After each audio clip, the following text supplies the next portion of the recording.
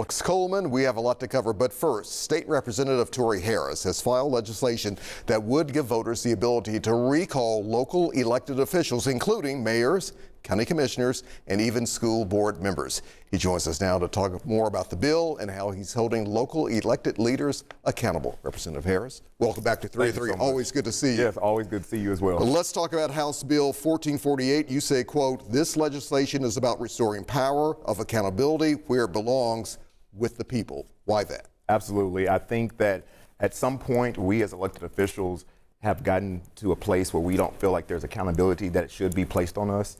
And our voters who put us there should have the access and abilities to be able to take us out of those roles if they feel like public trust isn't there for them, if they think that we've done something that they do not agree with.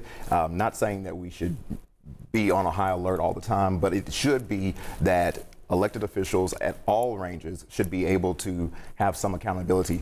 I think that including myself as a state legislator that is not included in this legislation, I think that state legislators should also have some kind of accountability, which aren't there yet. Can that be included in this bill? Because you might have some people say, wait a minute, hold on, you're saying these folks can, but you're not including yourself. Yeah, absolutely. And the likelihood of that actually passing this session, I'm not really sure that that would happen. I actually have colleagues who are against this legislation, so I know that they would be against themselves actually being held accountable by having some type of recall process. You mentioned some of your colleagues are against it, and I was reading a little bit earlier, Senator London Lamar, a Memphis Democrat, saying this week she could not support the bill because of the need to protect the rights of voters to select representatives rather than tinker with the process. What would be your argument? Absolutely. There is already a process in place right now for recall for most elected officials on the local level. This legislation adds school board, which was not included in there.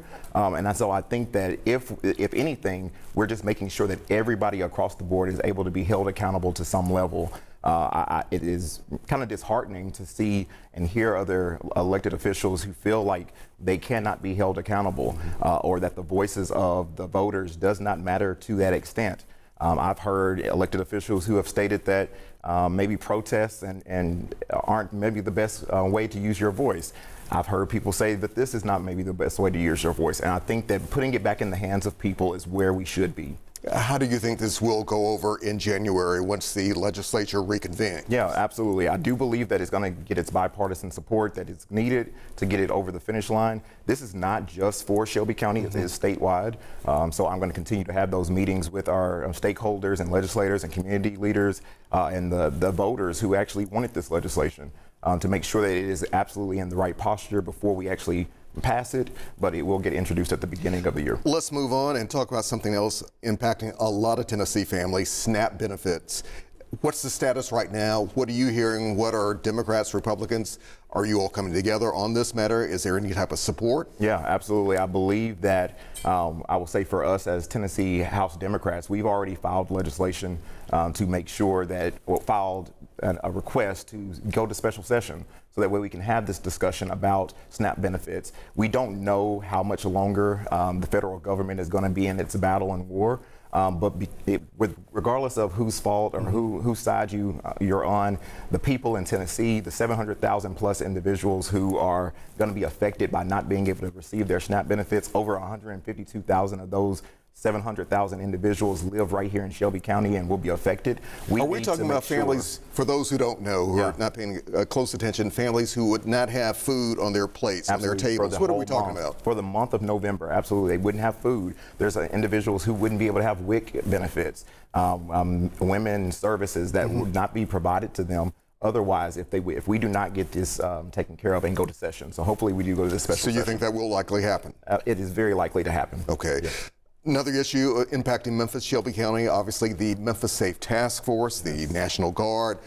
What are your thoughts on this? What are you seeing? Has crime actually dropped? What are you hearing from other state leaders, yourself, and the governor? Yeah. I think what we're seeing is not necessarily crime dropping. We're seeing that the fear tactic that is being put on individuals to be like, hey, I'm just going to stay in the house. I actually was downtown yesterday evening when the game was going on, and you would see typically people would release from the first game and go out and enjoy themselves. People left and went home.